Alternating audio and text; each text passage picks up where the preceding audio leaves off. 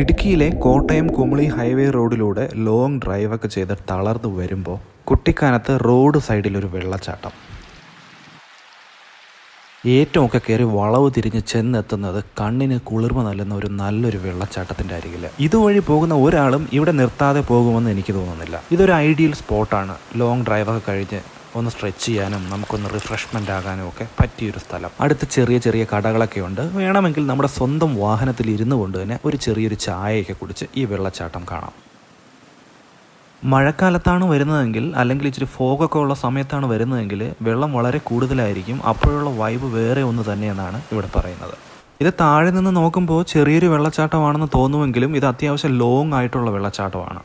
ചേട്ടാ, ഈ വെള്ളം കുടിക്കാൻ കൊള്ളൂ? മലയുടെ മേലെ നിന്ന് വന്നല്ലേ, കംപ്ലീറ്റ് മിനറൽസാ, ധൈര്യമായിട്ട് കുടിക്കും.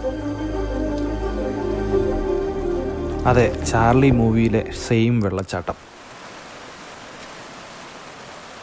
ഞങ്ങൾ കൊടൈക്കനാലിലേക്ക് പോകുന്ന വഴിയാണ് ഇവിടെ നിർത്തിയത്. അവിടുത്തെ വിശേഷവുമായി അടുത്ത വീഡിയോയിൽ വരാം.